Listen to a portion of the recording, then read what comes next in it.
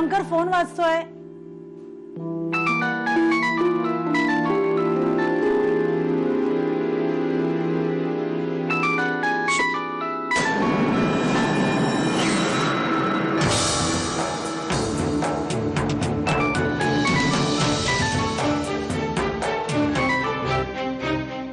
Sorry, मी आज तुमच्याशी असं वागायला नको होतं. एवढं सगळं होऊन सुद्धा तुम्ही मला भेटायला आलात आणि मी तुमचं काही ऐकूनही घेतलं नाही. पण मी हॅलो हॅलो हॅलो मी आहे आशूची काळजी घ्यायला. आणि तुम्ही सुद्धा इथे येऊ शकता की.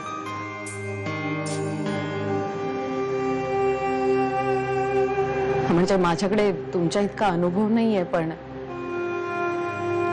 तुमच्या इतकंच माझं सुद्धा आशूवर प्रेम आहे.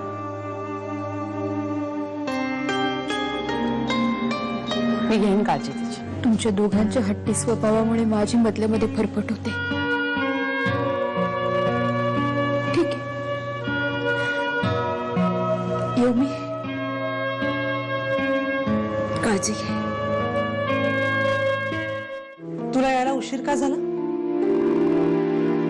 अरे मी तुला सांगितलं ना मगाशी ऑफिसमध्ये अर्जंट काम होतं तू म्हणून. नक्की कोणाबरोबर होतास? मी तर तू काय माझी उलट तपासणी चालवलीस? शुभंकर,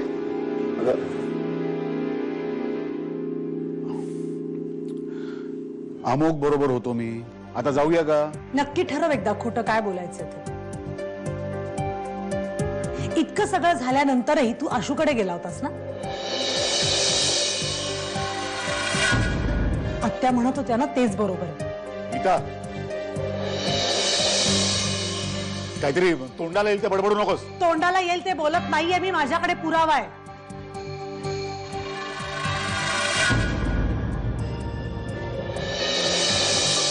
आज पहिल्यांदा आपल्याला चेकअपला जायचं होतं ना?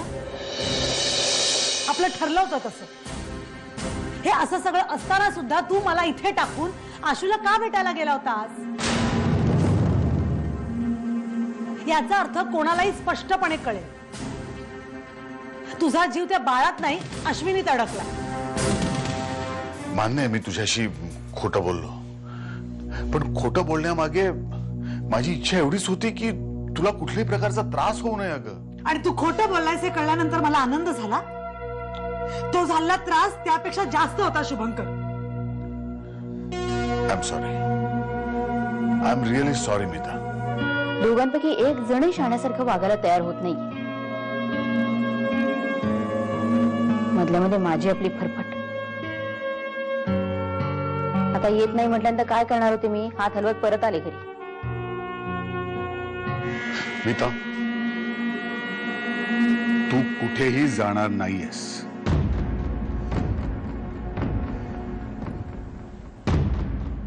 जर तू इथे राहणं सक्तीचं केलंस तर मी स्वतःच्या जीवाचं काहीतरी बरं वाईट करून घेईन शुभंकर. सोसायटीमध्ये असली मुलगी आपल्याला नकोच.